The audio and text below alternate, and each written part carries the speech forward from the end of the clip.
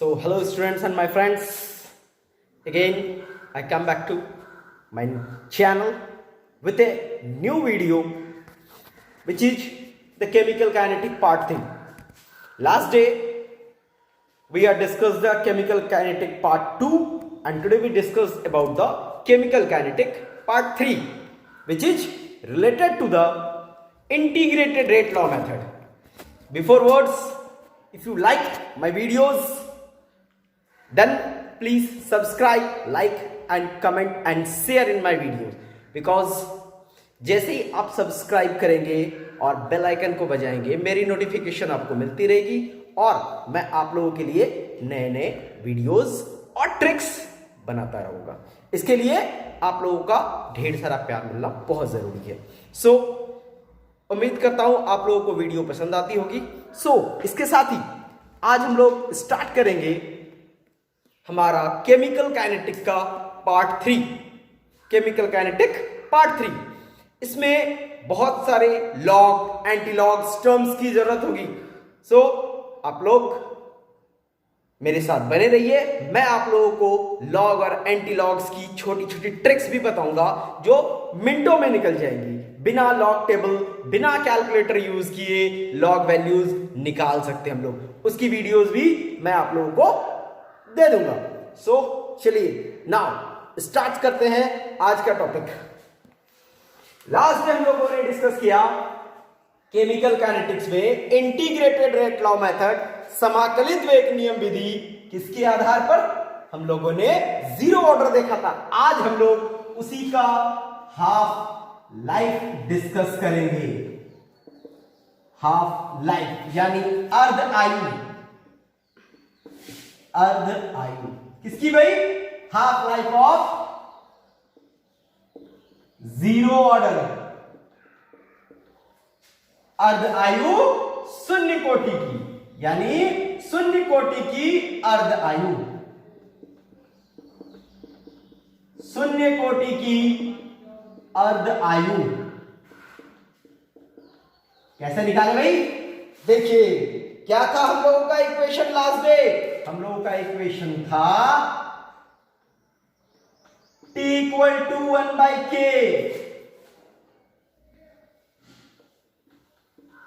A naught minus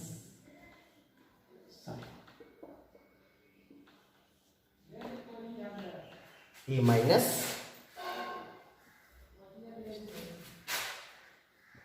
A naught minus A। ये हम लोगों का इक्वेशन था लास्ट डे, हम लोगों ने निकाला था इसे। अब हम लोग क्या करते हैं, अगर हमें शून्य कोटि निकालनी है अर्ध आयु। अर्ध आयु मतलब क्या? टी की जगह पर हम लोग प्रयोग करेंगे टी हाफ। टी की जगह पर टी हाफ, और अगर टी हाफ होगा तो कंसंट्रेशन, कौन सा कंसंट्रेशन? इनिशियल कंसंट्रेशन भी, फाइनल कंसंट्रेशन भी इनिशियल कंसंट्रेशन का हाफ हो जाएगा। क्या हुआ? फाइनल कंसंट्रेशन इनिशियल कंसंट्रेशन का हाफ। कैसे हुआ? चलिए जरा इसको देखते हैं। लास्ट डे हम लोगों ने ये डिस्कस किया था ए से बी बनता है। अगर हमने इसका वैल्यू ए लिया, इसका वैल्यू कुछ भी नहीं। अगर ए माइनस एक्स कब? टी हाफ के होने पर। टी हाफ होने पर अगर हमने ए माइनस एक्स लिया तो इसकी वैल्यू एक्स। अगर इसे हम लोग ऐसे लिखते हैं, आधी भी तो आधी खर्च भी, इधर बना क्या? समझ में आया? ए लिया तो कुछ नहीं बना। जब आधा रिएक्शन हो गया, ए से खत्म हुआ आधा, तो बना भी आधा। तो हम लोगों ने इनिशियल कंसंट्रेशन का हाफ किया इस जगह पे। अब हम लोग इन दोनों को पुट करते हैं रिएक्शन में। पुट करने के बाद हमें मिला T half equal to 1/k A naught and minus A naught by 2, 1/k। then finally 2 लिया हमने, 2 A naught minus A naught, like this।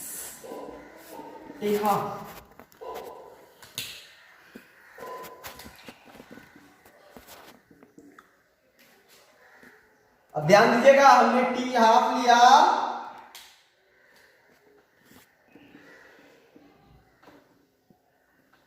T half लिया, 1/k किया, बच गया क्या? Therefore we can write, हम लोग लिख सकते हैं कुछ इस तरीके से। क्या लिख सकते हैं? T half equal to A naught by 2k। ये हम लोगों का एक इक्वेशन बन गया। किसका भाई? हाफ लाइफ का। इसके हेल्प से हम लोग शून्य कोटि के अर्धायु टाइम निकाल सकते हैं। ए नॉट क्या है? इनिशियल कंसंट्रेशन है। के क्या है? रेट कांस्टेंट है। इस तरह से हम लोग क्या है भाई?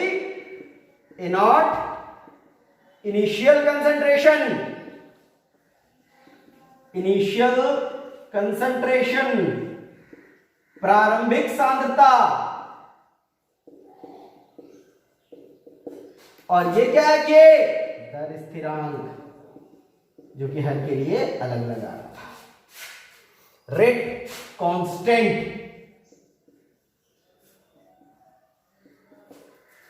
इस तरह से हम लोग जीरो ऑर्डर का एक्सप्रेशन निकाल सकते हैं, इससे रिलेटेड न्यूमेरिकल्स बना सकते हैं। सो नेक्स्ट हम लोग चलते हैं फर्स्ट ऑर्डर रिएक्शन। इसी तरह से जैसे जीरो ऑर्डर का हमने निकाला था, अब निकालते हैं फर्स्ट ऑर्डर रिएक्शन। समझ में आ गया? अगर कहीं भी आप लोगों को दिक्कत हो तो आप कमेंट कर सकते हैं कि अगर आप लोगों को इसमें प्रॉब्लम्स हो रही है तो रिलेटेड क्वेश्चंस आप मेरे से पूछ सकते हैं।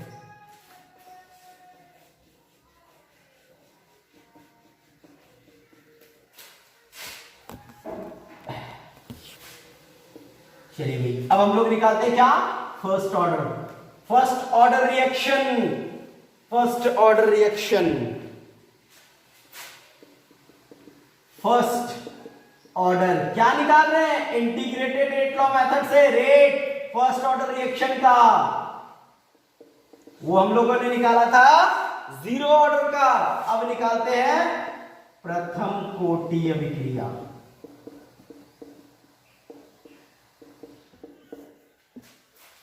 थोड़ा सा आप लोगों को इसमें अगर समझने में दिक्कत हो तो घबराइएगा नहीं, ये बन जाएगा। थोड़ी प्रैक्टिस की जरूरत होगी। क्या क्या हमने ए से लिया, बन गया उत्पाद या प्रोडक्ट। ए से अगर एक चीज, अगर हमने ए की मात्रा इनिशियल प्रारंभिक सांद्रता हमने ली, कैसी? ए, तो हमारा उत्पाद शून्य। अगर कुछ समय के पश्चात हमारी अंतिम सांद्रता, फाइनल कंसंट्रेशन, अगर हमारा a माइनस एक्स की मात्रा खत्म होती है तो बनेगा क्या?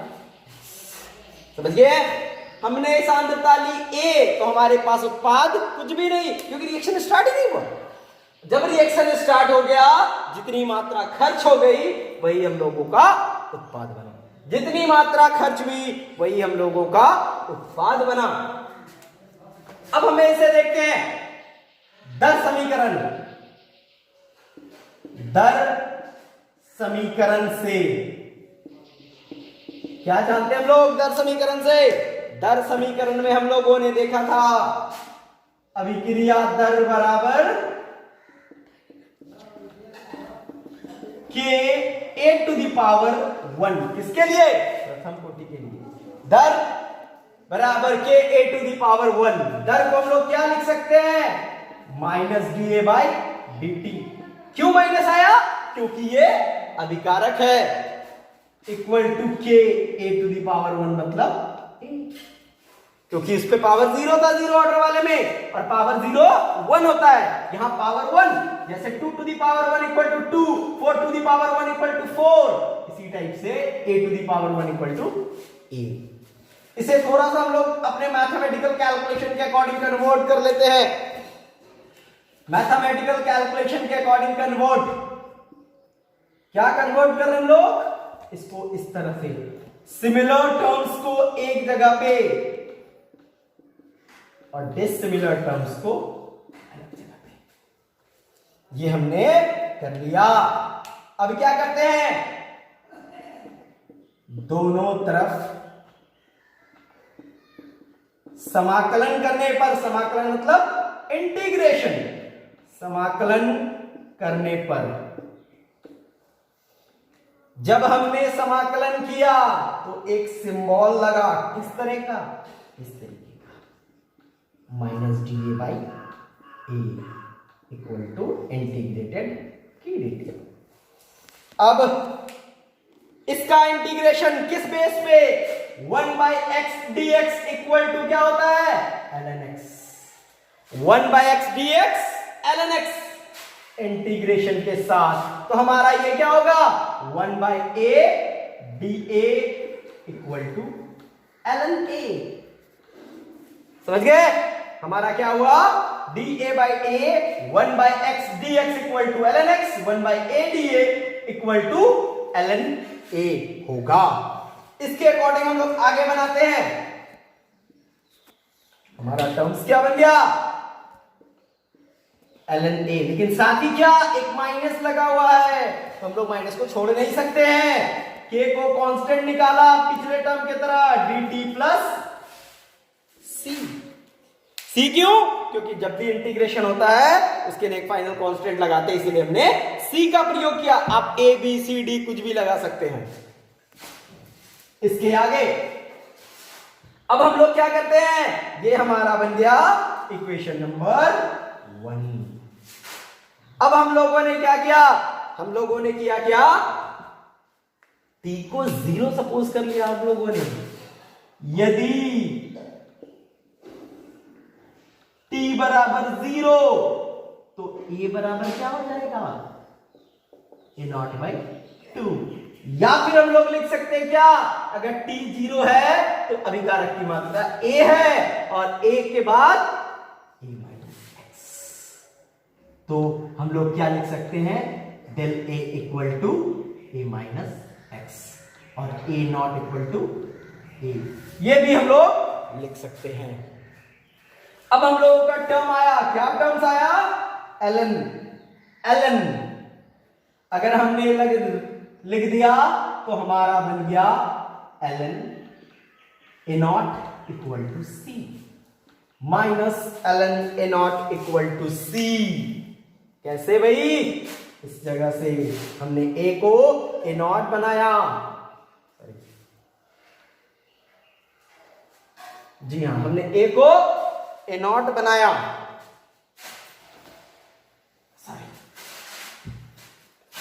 यहां पे हम लोग a को लिखते हैं a नॉट। ओके, चलिए ये जब बन गया हम लोगों का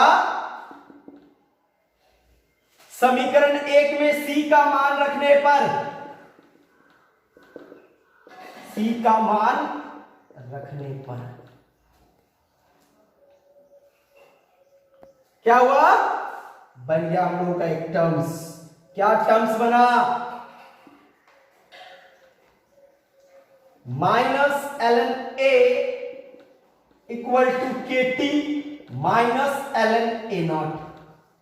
ये बन गया हम लोगों का, ये हम लोगों का बन गया। अब क्या करते हैं, सिमिलर टर्म्स को एक साइड पे लाते हैं, हमने इसे इधर लाया, बन गया ln a naught minus ln a equal to K T. ये बन गया हम लोगों का टर्म्स।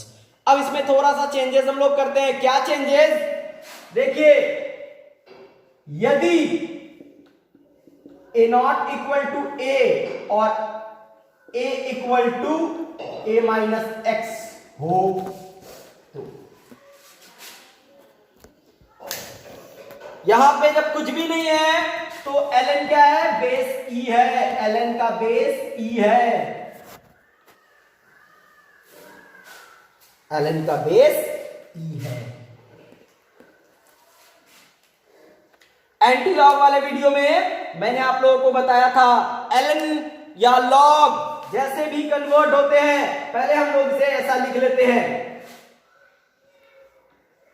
ln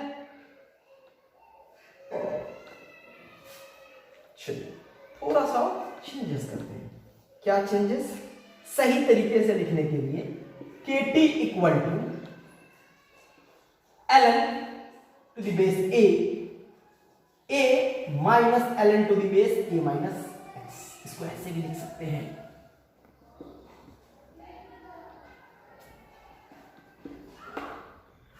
क्या लिख सकते हैं इसे इस तरह से, k equal to 1/t ln a minus x, ऐसे लिख सकते हैं। और आगे हम लोग क्या कर सकते हैं, हम लोगों ने पढ़ा है किस पे, एंटी लॉग पे, क्या ln को लॉग में कन्वर्ट करते हैं 2.303 टर्म्स आता है log a/a minus two the base 10। कहां से आया, हम लोगों ने पढ़ा है log e equal to 2.303 log 10 base.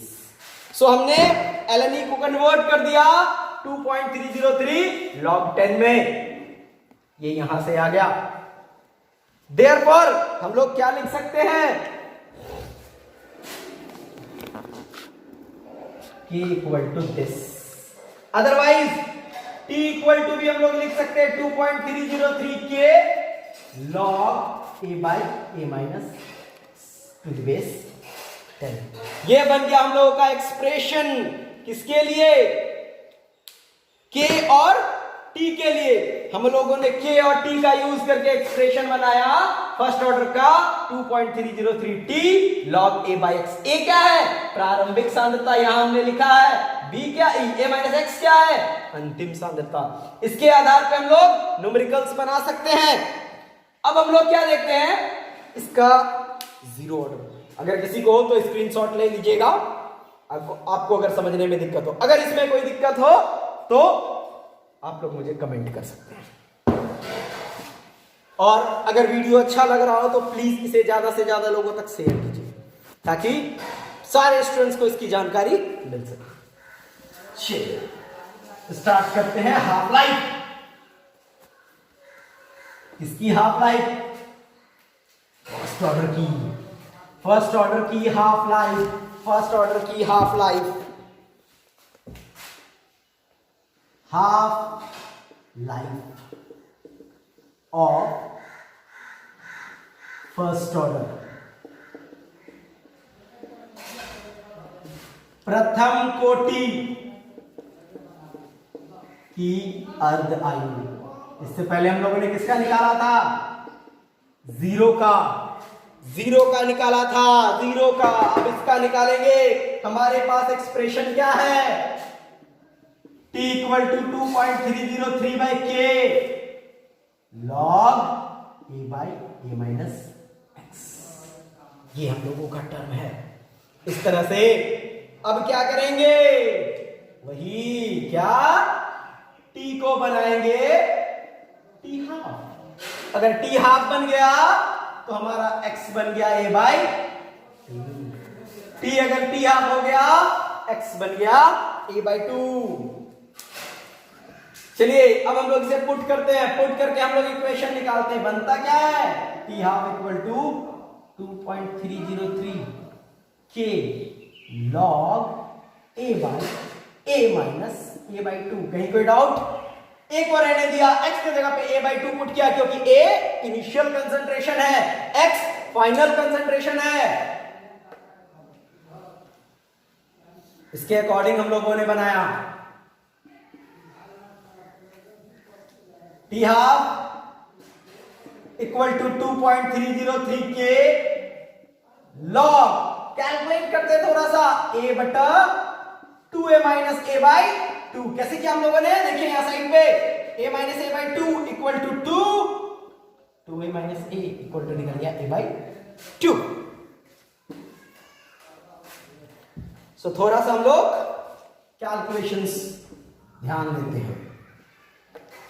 अब क्या हो गया, t half equal to 2.303/k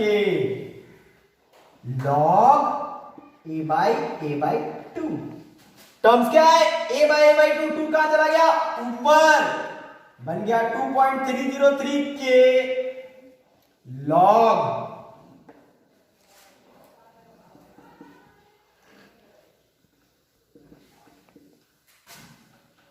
to a/a। अब फिर क्या टर्म निकला हम लोगों का, 2.303k log 2। कैसा? To the base 10 to the base 10। और पिछले वीडियो में हम लोगों ने एंटी लॉग और लॉग वाले वीडियो में हमने बताया log 2 का वैल्यू क्या होता है? 0.3010, या फिर आप 30 भी लिख सकते हैं। 1 डेसिमल प्लेस तक हमें लिखना है। करेक्शंस, इसको कैलकुलेट करते हैं। कैलकुलेट करने के बाद वैल्यू आती है 0.693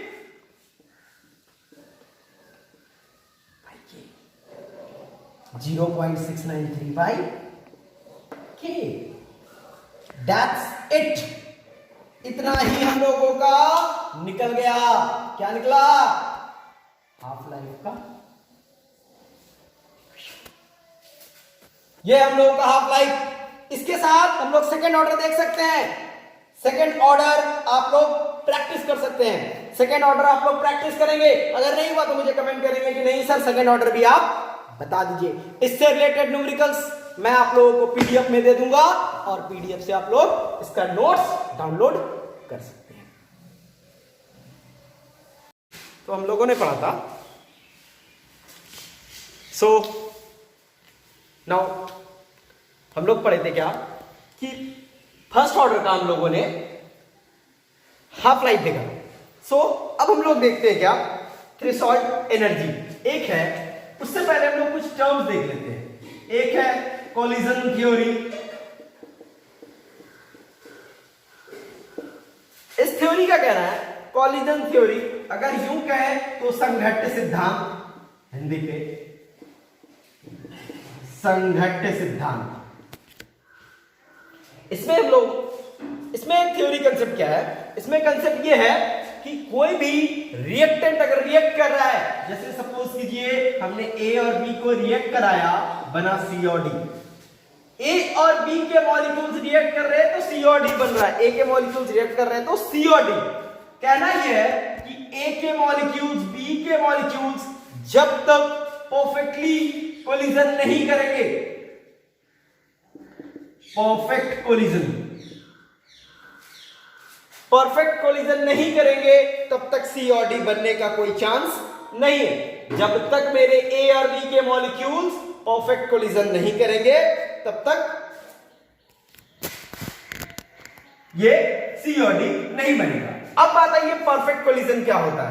कहने का ये कंसेप्ट क्या है कि जब भी कोई उत्पाद बनता है वो अभिकारक के कोलिजन से, अभिकारक के अणुओं के संघट्ट के पश्चात जो बनता है वो कहलाता है प्रोडक्ट। सो बात क्या आई कि अभिकारक पदार्थ जब एक दूसरे से टक्कर करेंगे, किस तरह से हम लोग जानते हैं? देखिए ये मॉलिक्यूल्स इस वाइब्रेशंस में जा रहा है, दोनों एक साथ परफेक्टली स्ट्रेट लाइन यानी एक लीनियर लाइंस का फॉर्मेशन करता है और दोनों एक दूसरे के साथ संघट्ट कर रहा है यानी टक्कर कर रहा है। अगर ऐसा कर रहा है तो एक परफेक्ट प्रोडक्ट बन सकता है। अगर ये रिएक्शन कुछ इस तरीके से, ये इस दिशा में और ये आपका मॉलिक्यूल्स इस दिशा से पास हो रहा है, only touching the surface like this, only touching the surface, ये इस डायरेक्शन में और ये इस डायरेक्शन में जा रहा है। So product will not form. Product तब फॉर्म होगा जब दोनों एक दूसरे के साथ पूर्णतः टक्कर होंगे and form a linear line. It may be vertical, may be horizontal, यानी या तो इस तरह से दोनों एक दूसरे के साथ अपोजिट डायरेक्शन से आ रहे तब, या तो इस तरह से आ रहे तब। यानी फाइनली कहने का क्या है कि जब दो मॉलिक्यूल्स एक दूसरे के साथ एक स्ट्रेट डायरेक्शन में अपोजिटली आते हुए स्ट्राइक करेंगे तब जो प्रोडक्ट फॉर्मेशन होगा that is the product C and D. And otherwise बाकी जितने भी कोलिजन्स होंगे उनसे परफेक्ट प्रोडक्ट नहीं बन सकता है। परफेक्ट प्रोडक्ट तब बनेगा जब आपके मॉलिक्यूल्स एक दूसरे के साथ फ्रंट टू फ्रंट स्ट्राइक करें। इसी में आया एक संघट्ट आवृत्ति, collision frequency. Collision frequency, collision frequency में क्या है? टक्कर करने वाले या संघट्ट करने वाले अणुओं की संख्या प्रति सेकंड में, यानी एक समय में जितने अणु एक आयतन में एक दूसरे के साथ स्ट्राइक करते हैं, that is called the collision frequency. कहने का मतलब क्या हुआ कि हमने एक कंटेनर लिया, इसके पर यूनिट वॉल्यूम पर और पर सेकंड में जितने मॉलिक्यूल्स एक दूसरे के साथ स्ट्राइक करेंगे, दैट इज कॉल्ड द संघट्ट आवृत्ति। दैट इज कॉल्ड संघट्ट आवृत्ति। यानी एक यूनिट वॉल्यूम में किसी कंटेनर के या किसी प्लेस के पर सेकंड पे जितने मॉलिक्यूल्स एक दूसरे के साथ स्ट्राइक करेंगे, कैसा स्ट्राइक, फॉर्मेशन होना चाहिए प्रोडक्ट का, यानी परफेक्ट स्ट्राइकिंग, परफेक्ट कोलिजन जब होगा, दैट इट इज कॉल्ड संघट्ट आवृत्ति, कोलिजन फ्रीक्वेंसी। इफेक्टिव कोलिजन एक टर्म है, इफेक्टिव कोलिजन। इफेक्टिव कोलिजन प्रभावी संघट्ट, वैसा संघट्ट जिसके पश्चात यानी दो मॉलिक्यूल्स एक दूसरे से स्ट्राइक कर रहे हैं और फाइनली प्रोडक्ट बनेगा ही बनेगा। दो मॉलिक्यूल्स स्ट्राइक किए एक दूसरे से और बन गया प्रोडक्ट। इसमें प्रोडक्ट ना बनने की कोई गुंजाइश नहीं है। वैसा संघट्ट या वैसा कोलिजन जब प्रोडक्ट फॉर्मेशन हो confirm, that is called the effective collision. अब हम लोग आते हैं दो टर्म, एक थ्रेशोल्ड फ्रीक्वेंसी, एक एक्टिवेशन एनर्जी। थ्रेशोल्ड एनर्जी और एक्टिवेशन एनर्जी पर अब वो है क्या? थ्रेशोल्ड एनर्जी, थ्रेशोल्ड एनर्जी जिसको कहते हैं हम लोग देहली ऊर्जा। थ्रेशोल्ड एनर्जी, देहली ऊर्जा, ये है क्या? अब दिल्ली से दिल्ली नहीं समझना है, सो देहली ऊर्जा उतना अमाउंट ऑफ एनर्जी जितना कोलिजन मॉलिक्यूल स्ट्राइक करके एक प्रोडक्ट फॉर्म करे, that is called the threshold energy. यानी सपोज कीजिए हमने ए और बी को रिएक्ट कराया, बना रहे सी और डी। इन दोनों के मॉलिक्यूल्स में स्ट्राइक करने पे जितना एनर्जी नीडेड होगा, that is called the minimum amount of energy colliding must have in order that collision between molecules occur, that is called the threshold energy। यानी हिंदी में यूं कहे सिंपल, प्रभावी संघट्ट कराने के लिए अणुओं में आवश्यक ऊर्जा, अणुओं में आवश्यक ऊर्जा, किसी अणु में प्रभावी संघट्ट हो रहा है और उसके पश्चात उत्पाद बन रहा है, उसके लिए जितनी एनर्जी की आवश्यकता होगी, that is called Delhi energy. इसको यूं समझे कि एक स्टूडेंट्स को first division, second division, third division करने के लिए यहां पे 60%, 45%, 33% इस तरह से ग्रेडिंग दिया हुआ है। इतने तक अगर आप लाते हैं, you go to the first division category, इतना लाते हैं सेकंड डिवीजन कैटेगरी, इतना लाते हैं third division, just like that. कोई रिएक्शन हो रहा है, रिएक्शन होने पे जब प्रभावी संघट्ट होगा यानी प्रोडक्ट बनेगा, उस टाइम जो एनर्जी होगी, दैट इज कॉल्ड, यानी उतनी एनर्जी अगर होती है तो देहली ऊर्जा होगी, नहीं होती है तो नहीं होगी। And this is each dependent on each and every reaction, हर एक रिएक्शन में ये डिपेंड करता है, हर एक रिएक्शन के लिए देहली ऊर्जा का मान अलग होता है। अब आते हैं हम लोग सक्रिय ऊर्जा पर, द मोस्ट इंपॉर्टेंट थिंग्स।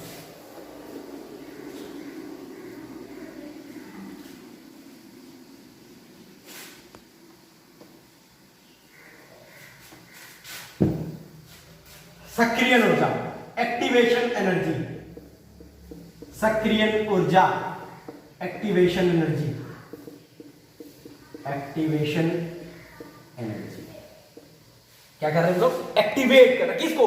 अपने अंदर की एनर्जी को, अंदर की एनर्जी को एक्टिवेट करने के लिए जो एनर्जी दी जाती है, दैट इज कॉल्ड सक्रिय ऊर्जा। यानी इसे यूं कहें कि the amount of energy of the molecule for carried out a effective collision this is called activation energy. That means अगर कोई रिएक्शन हो रहा है, उसकी दहली ऊर्जा से कम ऊर्जा वाले अणुओं में जो एनर्जी हम लोग देते हैं, दैट इज कॉल्ड सक्रियण ऊर्जा। जस्ट लाइक क्या आपने एग्जाम में 299 लाया, आपको 300 कर दिया गया because got to first division. ये जो 1 नंबर का एडिंग हुआ, that is called activation energy. यानी आपको अपने रीचिंग गोल तक पहुंचना था, कहां तक? 300 तक। That is called threshold energy, TH energy, and it is your main energy, your obtaining energy, and you want to go to 300। यानी आपके पास 299 मार्क्स है, लेकिन आपको जाना कहां है? 300 तक। वो जो 1 नंबर मिला आपको, that is the activation energy. यानी किसी मॉलिक्यूल्स में एक्स्ट्रा अमाउंट ऑफ एनर्जी जो दी जा रही है, उसे दहली ऊर्जा तक पहुंचाने के लिए, दैट इज कॉल्ड एक्टिवेशन, उसे सक्रियण ऊर्जा कहते हैं। तो हम लोग कुछ यूं लिख सकते हैं, सक्रियण ऊर्जा बराबर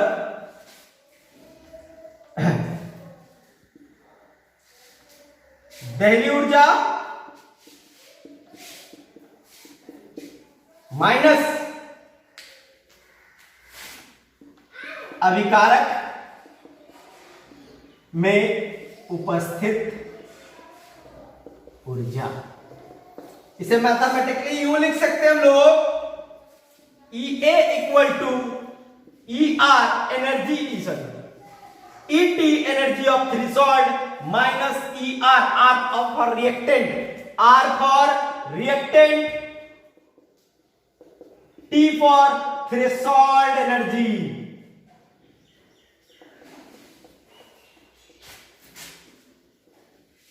Threshold energy. And E for activation energy. That is the activation energy. Activation energy equal to ET minus ER. अगर हमने threshold energy से इसको माइनस कर दिया तो सक्रियण ऊर्जा मिलेगी, जो हम लोग कुछ इस तरीके से दर्शा सकते हैं। कंसेप्ट सपोज कीजिए ये एक ग्राफिकल बार रिप्रेजेंटेशन है, एक ग्राफिकल बार रिप्रेजेंटेशन है। यहां पे हमने AB के साथ C को रिएक्ट कराया और हमारा ग्राफ कुछ यूं बन रहा है, AC प्लस B।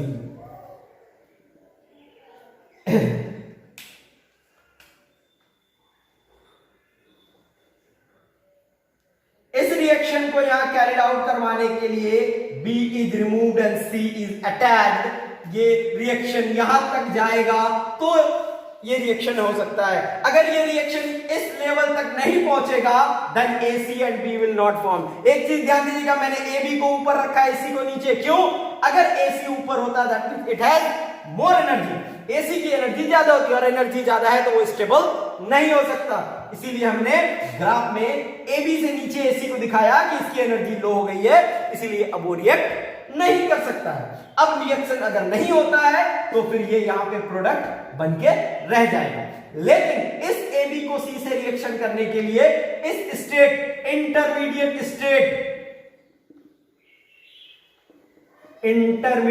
स्टेट तक आना होगा, और इस इंटरमीडिएट स्टेट तक आने के लिए उसे एनर्जी चाहिए।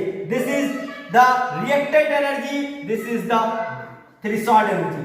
इस एनर्जी को इस लेवल से इस हाई लेवल तक लाने के लिए जितना अमाउंट ऑफ एनर्जी हमने प्रोवाइड किया, that is called activation energy.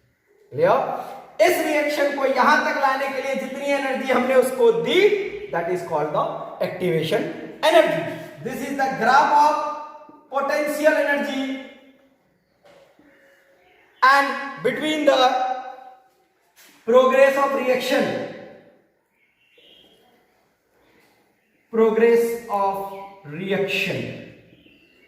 इस तरह से ये ग्राफ हम बना सकते हैं कि हमने एक्टिवेशन एनर्जी, उतनी एनर्जी जो एक सब्सटेंस रिएक्ट करके न्यू प्रोडक्ट फॉर्म करेगा, that is called the activation energy. Okay, so last concept हम लोगों का इसमें Arrhenius equation. Last concept is Arrhenius equation.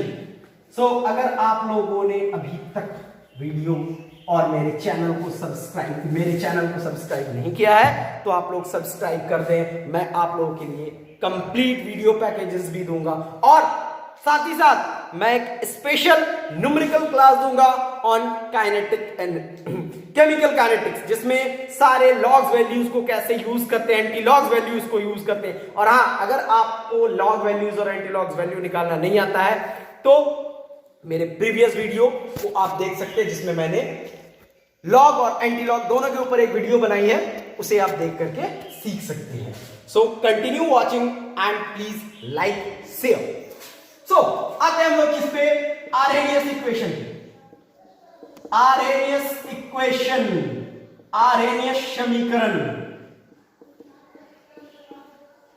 Arrhenius समीकरण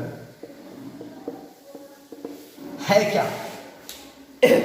आर्हेनियस समीकरण सिंपली क्या है तो टेम्परेचर का इफेक्ट रेट पे दर्शाने के लिए एक इक्वेशन दिया गया, उसे मॉड्यूलाइज करके बना आर्हेनियस इक्वेशन। एक टेम्परेचर और this is the relationship of temperature and rate constant, यानी ताप तथा दर स्थिरांक के बीच जो संबंध प्रदर्शित होगा,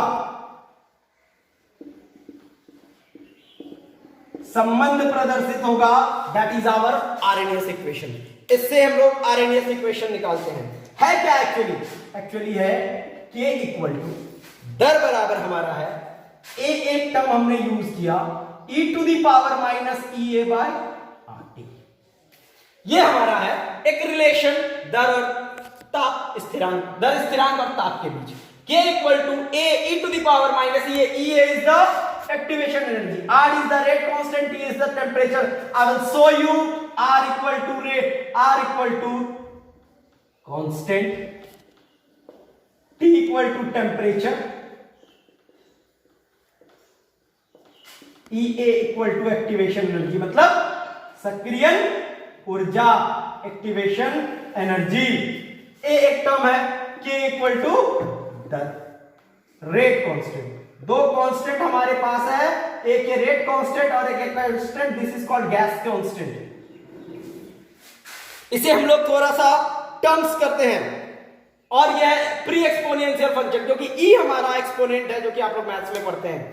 सो इसे हम लोग चेंज करने के लिए थोड़ा सा taking ln on both side, दोनों तरफ ln लेने पर, ln हमने क्यों लिया, हम लोग log ले सकते थे, हमें बेस नहीं पता है इसीलिए हम लोग ln ले रहे हैं। तो बन गया हमारा क्या, ln k equal to ln a e to the power minus EA by ln k ln a e to the power minus EA by RT। ये हमारा, ये देखिए एक टर्म इनटू के टर्म में हम लोग जानते हैं log a into b equal to log a plus log b। log के जगह पिछले क्लास में मैंने बताया log के जगह पे ln हम लोग लिख सकते हैं, सो उस वीडियो को जरूर देखिएगा। So ln k equal to ln a plus ln e to the power minus EA by, ये है हमारा टर्म EA बाई RT। इस टर्म्स को हम लोग ऐसे लिख सकते हैं ln k equal to ln a। देखिए ये फिर बन गया क्या हमारा term log a to the power x log e। So हम इसे ऐसे लिखते हैं minus EA by RT ln e।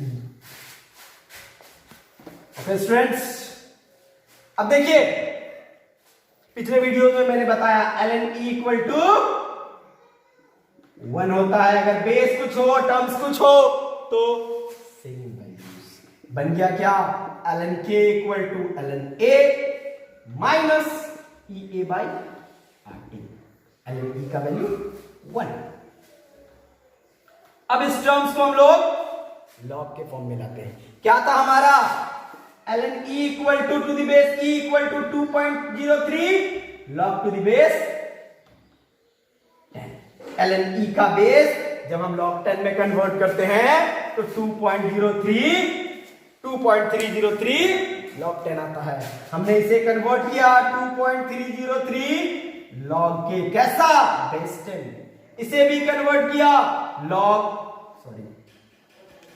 2.303 log 10 a minus EA by RT, क्योंकि यहां log नहीं है। अब हम लोग log 2.303 log 10k equal to क्या है हमारा, हम 2.303 को निकाल लेते हैं, बच गया क्या log 10a minus EA by 2.303 RT। कैसे आया जरा मैं आप लोगों को समझा देता हूं कैसे। देखिए इस जगह हम लोग ऐसे लिख सकते हैं EA by RT equal EA by RT into 2.303 by 2.303। जब हमने इधर 2.303 log को निकाला तो ऊपर वाला खत्म हो गया और नीचे वाला बच के रह गया। अगर नहीं समझ में आया फिर से मैं बताता हूं। देखिए हमने क्या किया, जब हमारे पास ये इक्वेशन था log k 10k equal to 2.303 log a, हम लोग लिख सकते EA by RT into 2.303 by 2.303। हमने यहां से 2.303 कॉमन निकाला तो बच गया क्या log a minus EA RT और नीचे वाला बच के रह गया। सो हमने उसको यहां लिखा है। क्लियर, चलिए आगे बढ़ते हैं। इसके बाद एक टर्म्स आया, इसके बाद का टर्म हमने क्या किया, निकाल लिया। निकालने के बाद कैंसलेशन किया 2.3 को, बच गया क्या log to the base 10k equal to log a minus EA by 2.303 RT। ये बन गया हमारा RHS equation log k equal to 10 log a। अगर यहां हम लोग दो चीज करते, टेम्परेचर को चेंज कर दे, यदि ताप भिन्न भिन्न हो so log k1 equal to log a minus EA by 2.303 RT1। हमने यहां बेस हटा दिया क्योंकि अब हम लोग समझ रहे हैं बेस यही है। Equation 1 log k2 equal to log a minus EA by 2.303 RT2। This is equation 2। So आप लोग स्क्रीनशॉट ले सकते हैं कि हमने इसे किस तरह से कैलकुलेट किया। अब हम लोग उस पे देखते हैं कि वो कैसे बनता है। ये हमारा एक लॉग इक्वेशन था, अगर टेम्परेचर डिफरेंट हो जाए तो हम लोग कैसे करेंगे, ध्यान दीजिएगा। अगर टेम्परेचर डिफरेंट हो जाए तो कैसे करेंगे, चलिए भाई हम लोग देखते हैं क्या हुआ। हम लोगों ने टर्म्स को चेंज किया। समीकरण 2 माइनस समीकरण 1 हमने किया, बन गया log k2 minus log k1 equal to log a minus minus EA by 2.303 RT2 एक terms minus log a EA by 2.303 RT1। ये बन गया। यहां हम लोग लिख सकते हैं log k2 by a1 k2 by k1, क्योंकि जब माइनस होता है तो डिवाइड होता है। log a minus EA by 2.303 RT2 minus log a plus EA by 2.303 RT1। हमने log a कैंसिल किया, log a जैसे ही कैंसिल किया तो बन गया हमारा ये terms EA by 2.303 RT1 minus EA by 2.303 RT2। इसे फाइनली किया हमने, EA बाई 2.303 R निकाल दिया, बच गया 1 by T1 minus 1 by T2। Therefore log K2 by K1। ये बन गया हमारा फाइनल इक्वेशन। That's it। इस पे हम लोग न्यूमेरिकल्स करेंगे। सो स्टूडेंट्स नेक्स्ट क्लासेस में हम लोग, ये हमारा केमिकल काइनेटिक्स थ्योरी खत्म हो गया, इसके लिए एक स्पेशल क्लास होगा जिसमें हम लोग इससे रिलेटेड, फर्स्ट ऑर्डर से रिलेटेड न्यूमेरिकल सॉल्व करेंगे। सो तब तक के लिए घर पे रहें, सेफ रहें और स्टडी करते रहें और चैनल को सब्सक्राइब और वीडियोस को शेयर करना ना भूलें।